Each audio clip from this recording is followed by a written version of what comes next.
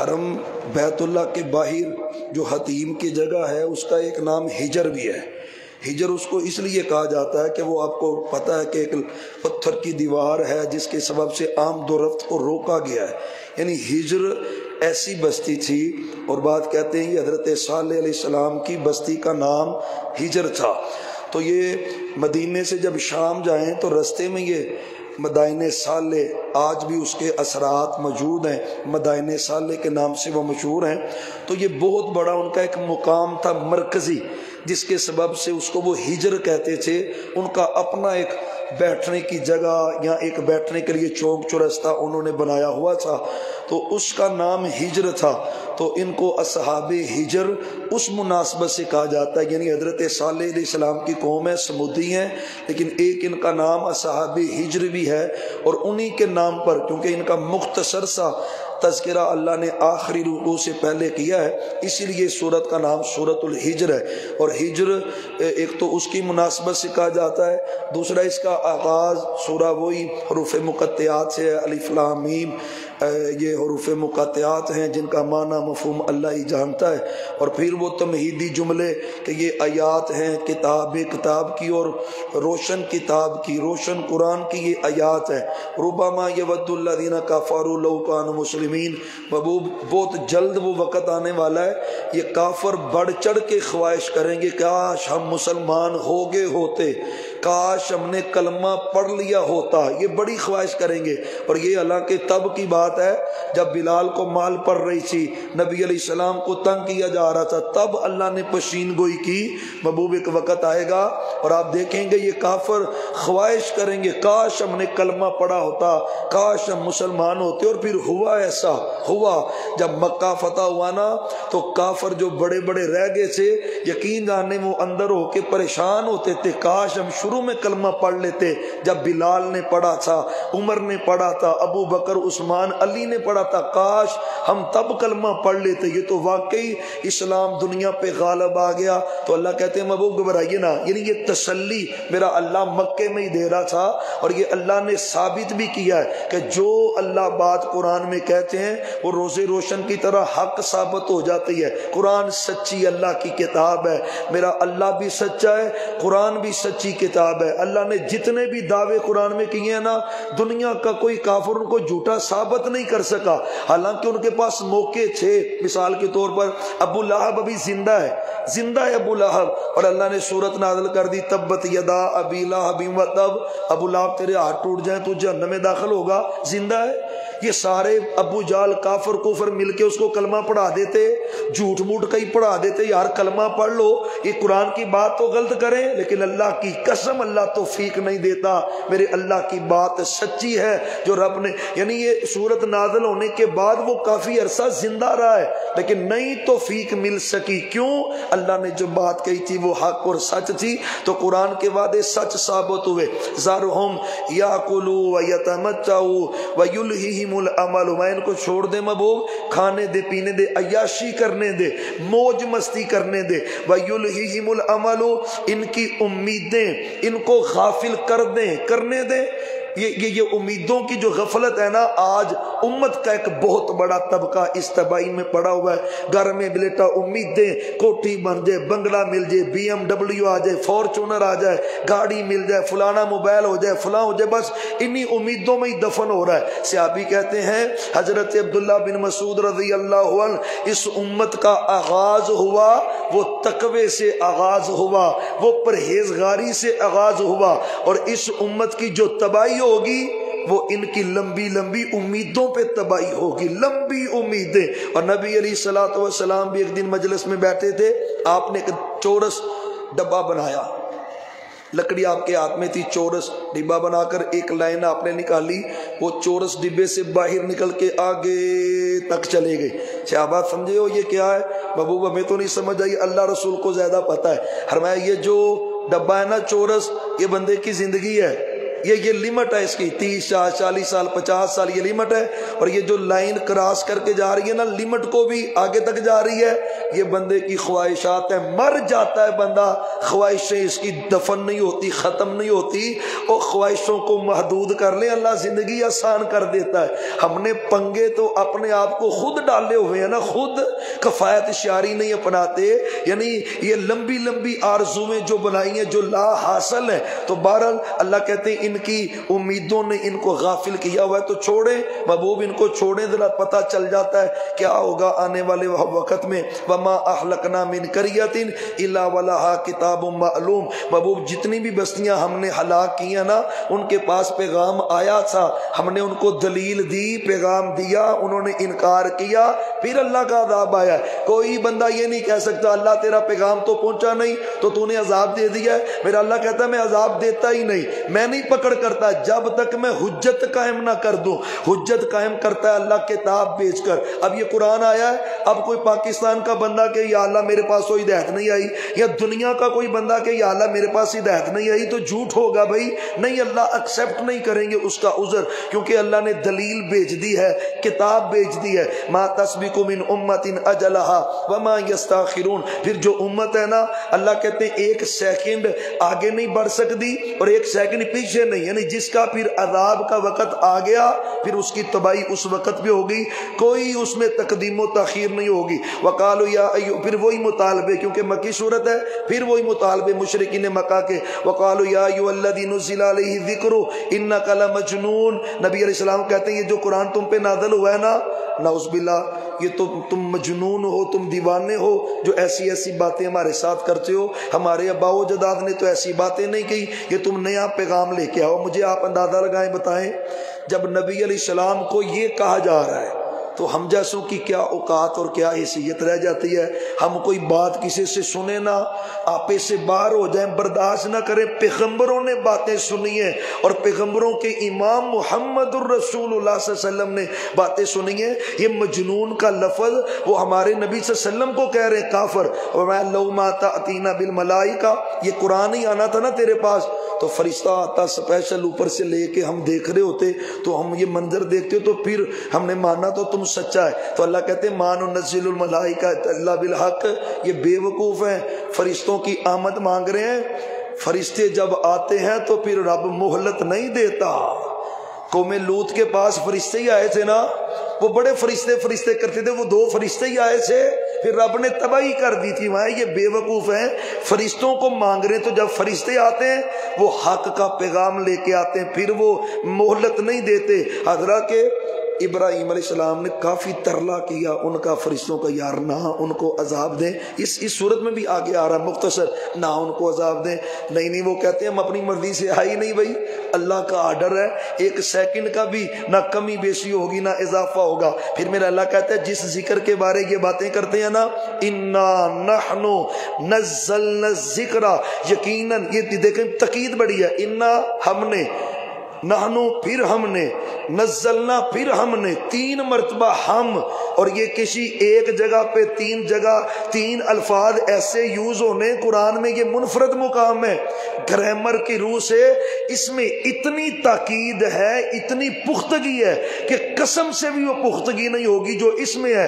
انا ہم نے، نحنو پھر ہم نے، نزلنا پھر ہم نے نازل کیا. مطلب کیا ہے؟ اور تم اس قرآن پہ الزام دیتے ہو قرآن کو تو ہم نے نازل کیا ہے. اور جس کو اللہ 3 مرتبہ ہم لا کے کہے کہ میں نے نازل کیا ہے، دنیا کی کوئی طاقت اس کا مقابلہ کر سکتی ہے؟ آج تک نہیں کر سکی، آج تک نہیں کر. یورپ پریشان ہے، یقین جانیں گے وہ پریشان. پتہ کیوں ہے وہ پریشان ہے؟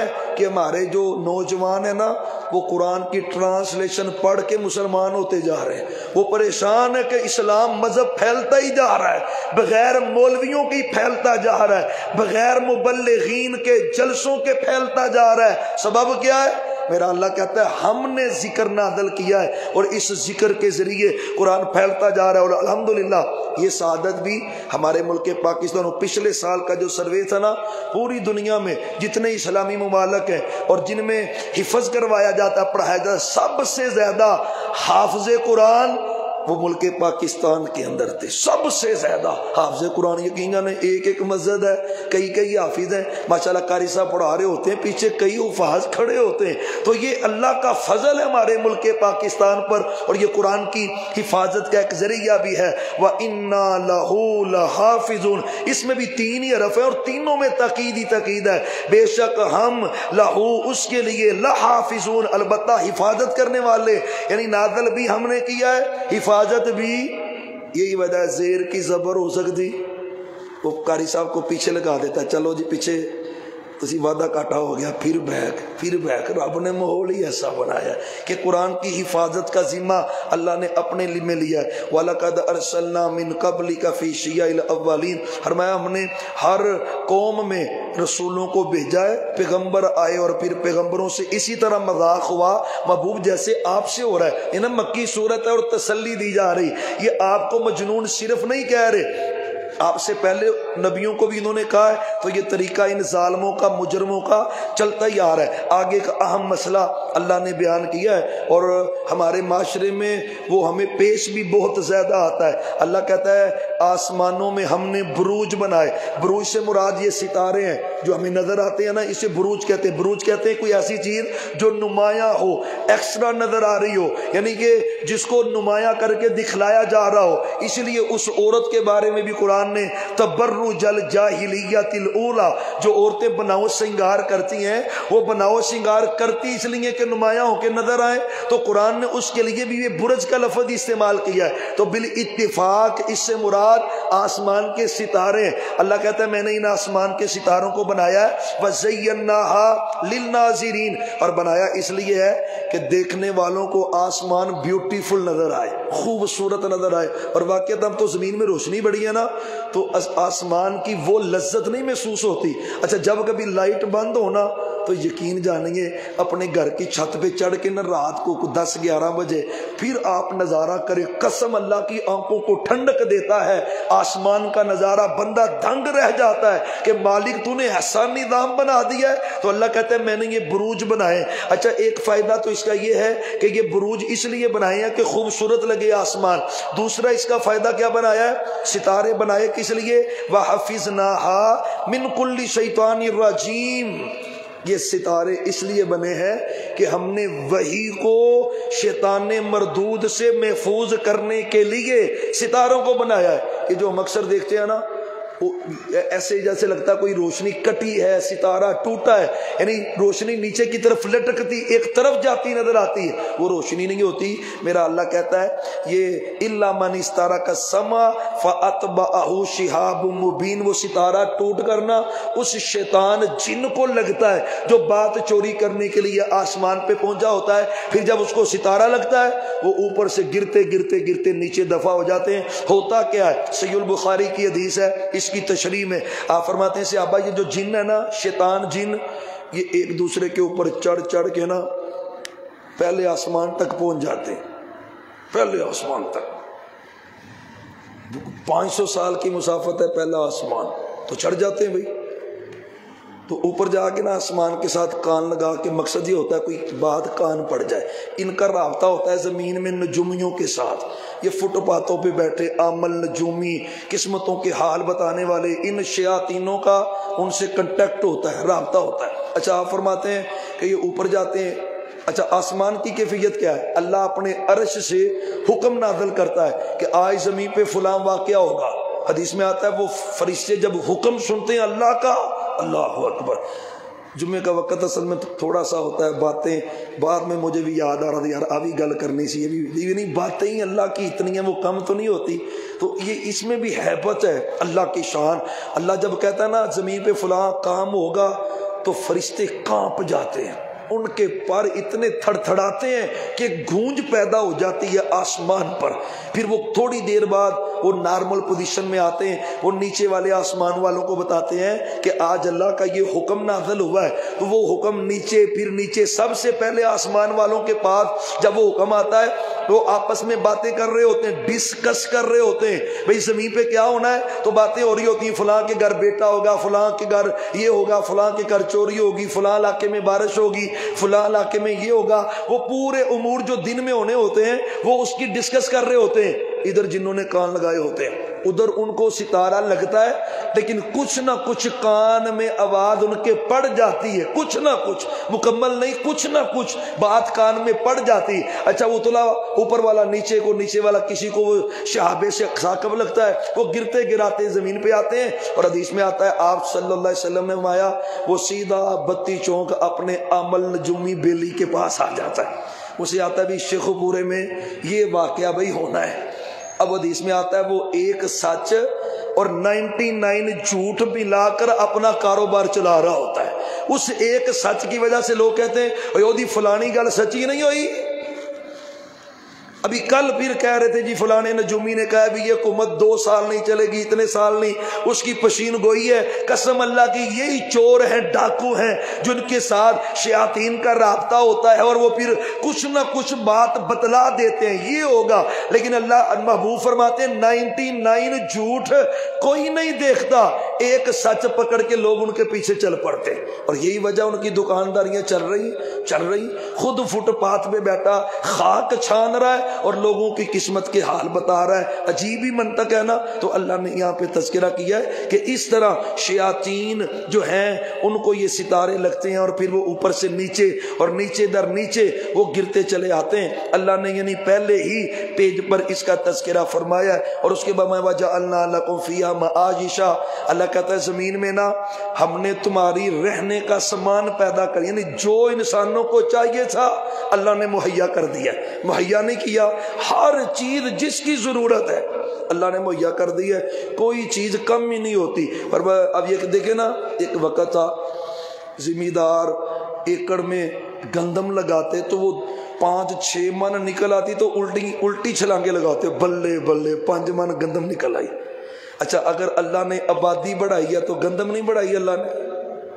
وہی ایکڑ ہے جہاں سے 5 من نکلتی اب 100 من نکل رہی ہے، یقین جاننے اس میں سے چاول 120 من نکل رہے ہیں، تو اللہ تعالیٰ نے اس کا سسٹم بھی بنایا ہوا ہے۔ فرمایا پھر اللہ نے ان کے لیے بھی روزی روٹی کا بندوبست کیا ہے کہ جن کے تم رازق نہیں ہو ان کا رازق اللہ، مطلب یہ ہے کہ تمہیں وہ چیزیں نظر نہیں آ رہی جن کا اللہ کو پتا ہے، اور اللہ ان کو روزی روٹی دے رہا ہے، ان کے رزق کا اللہ نے بندوبست کیا ہے۔ فرمایا وَإِن مِّن شَيْءٍ إِلَّا عِندَنَا خَزَائِنُهُ، کائنات میں جتنی بھی چیزیں ہیں نا ان سب کا خزانہ کس کے پاس ہے؟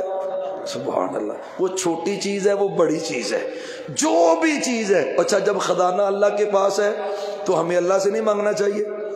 بیوقوف نہیں وہ بندہ جس کے پاس خزانہ ہے، ڈپو ہے جس کے پاس، اس کو چھیڑ کر اس کے پاس جا رہا ہے جس کے پلے ہے ہی کوئی نہیں، اس کے پاس اس کو جا کے کہہ رہا ہے۔ تو اللہ قرآن میں کہہ رہا ہے اِنَّنَا خَزَائِنُهُ وَمَا نُنَزِّلُ إِلَّا بِقَدَرٍ مَعْلُومٍ، لیکن جہاں پہ جتنی ضرورت ہوتی ہے اللہ کہتا ہے وہ چیز اتنی ہی میں نازل کرتا ہوں، لوگوں کو اتنی دیتا ہوں۔ وَأَرْسَلْنَا الرِّيَاحَ، یہ بادلوں کے بارے میں حکم ہے، اور آگے حضرت آدم علیہ السلام کی پیدائش کا یہ پورے رکوع کے اندر تذکرہ ہے، پھر اہل جنت کا تذکرہ ہے، جنت کے جہنم کے 7 دروازے اور جنت کے 8 دروازے، جہنم کے 7 دروازے اور جہنم کے یعنی جہنم کے 7 ہیں اور جنت کے 8 دروازے ہیں، ان میں سے ایک باب ریان ہے جہاں سے روزے دار انشاءاللہ ہم سارے انشاءاللہ اس دروازے سے اللہ کی جنت میں داخل ہوں گے۔ اللہ کہتے ہیں جنت میں بھیج گے نا، میں نے ان کا سافٹ ویئر اپ ڈیٹ کر دینا ہے، یعنی دل سے وہ کینہ شینہ بغض لڑائیاں جھگڑے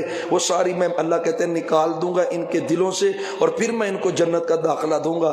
اللہ نے اس کا تذکرہ کیا آگے قوم لوط کا اختصار سے، پھر اصحاب ہجر کا تذکرہ ہے آخری رکوع میں۔ اصل میں یہ آیتیں اس وقت بھی نازل ہوئی ہیں، ابتدائی دور ختم ہو رہا تھا جب چھپ کے تبلیغ کی نبی علیہ السلام نے 3-4 سال تک چھپ کر تبلیغ کی ہے، یعنی ڈور ٹو ڈور فردن 1 to 1 ملاقات کر کے تبلیغ کی ہے، یہ 3-4 سال شروع میں، اور اس آیت میں پھر اللہ نے حکم دے دیا محبوب فاصدع بما تؤمر، اب کسی کی پرواہ نہیں کرنی، اعلانیہ طور پہ توحید کا اعلان کر دے۔ اور پھر اس آیت کے نزول کے بعد آپ نے کھلے عام، اللہ کہتا ہے مشرکوں کی پرواہ نہیں کرنی، آپ اعلان کریں توحید کا۔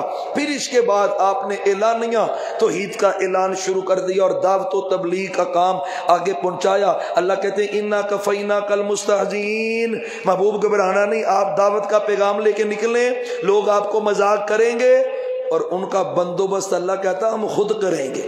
کیا نہیں اللہ نے بندوبست؟ ہر ایک ہی کیا۔ آپ نماز پڑھ رہے تھے نا، ابو جہل آیا آپ کو مارنے کے لیے، اللہ اکبر، مارنے کے لیے آئے مجلس میں، کیا کیا ہے آج میں نے نا محمد کو مار دینا ہے صلی اللہ علیہ وسلم، اللہ اکبر۔ سب نے کہا بھی دیکھنا، میں نے کہا نہیں آج نہیں میں چھڑنا۔ تو صحیح بخاری کی حدیث ہے، جب قریب آیا نا تو ہاتھ، جس طرح بندہ کسی چیز سے ڈر رہا ہوتا ہے خوف زدہ ہو کے، ہاتھ ایسے ایسے کر رہا ہے اور پیچھے الٹوں پاؤں سے بھاگتا جا رہا ہے، بھاگی جا رہا ہے۔ سارا ہی ہنس پہ، انہوں نے کہا واہ نکل گئی تیری، کی بنے ہے؟ اس نے کہا بھی کوئی شیر یا کوئی چیز ایسی ہے جو دھاڑ رہی ہے آگے سے، اگر میں قریب جاتا تو میرے ٹکڑے ٹکڑے کر دیتا۔ اچھا آپ نے نماز ختم کی نا، صحابہ نے کہا مووی یہ منظر ہم نے دیکھا ہے۔ فرمایا جبریل آگے سے، اگر یہ میرے قریب آتا جبریل اس کے جسم کے ٹکڑے ٹکڑے کر کے رکھ دیتا۔ انا کفیناک المستہزئین، محبوب فیلڈ میں نکلیں، حفاظت اللہ آپ کی کرے گا، اللہ کے ذمے آپ کی حفاظت ہے۔ اور یہی پیغام علماء مبلغین کے لیے، دین کا پیغام لے کے نکلنا چاہیے، پیغام پہنچائیں، حفاظتیں اللہ کے ذمے، اور وہ کرتا ہے، حفاظتیں کرتا ہے۔ تو اللہ تعالیٰ نے کہا کہ اعلانیہ طور پر آپ دعوت و تبلیغ کا کام کریں۔ الذین یجعلون مع اللہ الہا آخر فسوف یعلمون، یہ جو شرک کرتے ہیں نا ان کو جلد پتہ چل جائے گا۔ وَلَقَدْ نَعْلَمْ أَنَّ، یہ ایک اہم پیغام ہے، اسی پہ بات ختم بھی کرتے ہیں، آگے سورہ نحل ہے، بات لمبی ہو جائے گی، اسی پہ بات اکتفا کرتے ہیں۔ ایک بڑا اہم، یہ اس میں آپ کہہ لیں کہ ہمارے لیے درس ہے۔ وَلَقَدْ نَعْلَمُ أَنَّكَ يَضِيقُ صَدْرُكَ بِمَا يَقُولُونَ، اور میں یقین جاننے اس میں آپ کہہ لیں کہ میں اپنی زندگی کا پریکٹیکل بھی یعنی آپ کے سامنے یہ رکھنا چاہتا ہوں، یقین جاننے قرآن کے حکموں کو لازم پکڑ لیں، اسی میں عزت ہے اور اسی میں رحمت بھی ہے۔ اللہ کہتا ہے محبوب مجھے پتا ہے یہ جو کافر آپ کو باتیں کرتے ہیں نا، آپ کا دل تنگ پڑ جاتا ہے، آپ کو دکھ ہوتا ہے، یہ کبھی آپ کو شاعر، کبھی مجنون، کبھی مزمم، کبھی دیوانہ، پتہ نہیں کیا کیا کہتے ہیں، کیا کیا دیوانہ وار باتیں کر جاتے ہیں۔ ہمیں پتہ ہے آپ کا دل تنگ پڑتا ہے، لیکن آپ نے کیا کرنا ہے؟ مقابلہ کرنا ہے۔ ان کی ان بدتمیزیوں کا جواب انہی الفاظ سے دینا، قطعاً نہیں۔ بابو آپ نے یہ کرنا ہے فسبح بحمد ربک، آپ سبحان اللہ پڑھتے جائیں، سبحان اللہ و بحمدی پڑھتے۔ مطلب کیا ہے؟ رشتہ دار، شریکہ برادری، دوست، مکار، جتنے بھی شرارتی ہیں، قسم اللہ کی ان کے شر سے تمہیں پتہ بھی چل جائے نا وہ شرارتیں کر رہے ہیں تو تم اللہ کی تسبیح میں مگن ہو جاؤ، تسبیحات اللہ کی بڑھا دو، سبحان اللہ و بحمدی۔ دوسرا کام کیا کرنا ہے؟ وَقُم مِّنَ السَّاجِدِينَ، اللہ کہتا ہے محبوب آپ زیادہ زیادہ سجدے کریں، باقی ان کا کام ہم خود سنبھالیں گے۔ اور یقین جانیے محبوب گھنٹے گھنٹے کا سجدہ کرتے، لمبا۔ صحابی کہتے ہیں میں نے دیکھا سجدے میں پڑے، میں ڈر گیا کہیں آپ فوت تو نہیں ہوگے، کتنا لمبا سجدہ ہوگا۔ جب صحابی نے یہ آپ کے بارے میں سوچا کہ آپ فوت تو نہیں ہوگے، اتنا لمبا سجدہ کر رہے ہیں، رب کو یاد کرنا ہے۔ تسبیح اور سجدہ دو کام کریں، کوئی شریکہ برادری، شرارتی، جادو ٹونا، کوئی حسد بغض، عموماً شکوے ہوتے ہیں، لیکن ہمارے بھائی ان کاموں میں بھی فیل ہوتے ہیں۔ جتنے بندے آتے ہیں جی گھر فلانا ہو گیا نماز پڑھنا ہے، نہیں جی، تو تمہاری نماز پڑھنے کی نوسط گھر میں ہے، کسی نے تو کچھ نہیں کیا ہوا بھائی، کسی نے کیا کرنا ہے؟ تمہاری اپنی بد عملیوں کی نوسط ہے، قرآن نہیں گھر میں پڑھ رہا تو اس کی نوسط بھی تو پہی گھر میں ہی پڑھنی ہے، وہ گوانڈیوں کے گھر میں تو نہیں پڑھنی، تو اس کی طرف ہماری نظر ثانی نہیں ہوتی۔ تو خدا را یہ دو باتیں زندگی کا مشن بنا لیں۔ جب کبھی ایسا دل تنگ ہونے لگ پڑے نا، بندہ سوچے یار یہ رشتہ دار میرے ساتھ کیا کر رہے ہیں، عموماً ہوتا ہے حافظ جی میں بڑا صحیح کرنا تے اگوں بڑا الٹا ہوندا ہے، تو جب الٹا ہونا فسبح بحمد ربک وقم من، نفل پڑھیں، سجدے کریں، رب کو یاد کریں، اللہ ان کے شر سے آپ کو ہمیشہ محفوظ رکھے گا اور رحمتیں فرمائے گا۔ وَاعْبُدْ رَبَّکَ، یہ ہے دین، یہ ہے دین۔ آخری آیت ہے سورت کی، وَعْبُدْ رَبَّكَ حَتَّى يَأْتِيَكَ الْيَقِينُ۔ محبوب اللہ کی عبادت کریں، یا اللہ کب تک کروں، کب تک؟ حَتَّى يَأْتِيَكَ الْيَقِينُ، محبوب جب تک موت نہیں نہ آ جاتی اللہ اللہ آپ نے کرتے ہی رہنا ہے۔ عبادت جب تک سانس چل رہی ہے ہم نے عبادت کرتے ہی رہنا، اور پھر انشاءاللہ پھر جب موت آئے گی نا آگے پروٹوکول کے دروازے شروع ہو جائیں گے۔ اللہ تعالی ہمیں اپنے پیارے برگزیدہ نیک صالح اور متقی لوگوں میں شامل فرمائے، اور اللہ تعالی ہر قسم کے شر سے ہمیں ہماری اولادوں کو ہمیشہ محفوظ فرمائے۔ وما توفیقی الا باللہ۔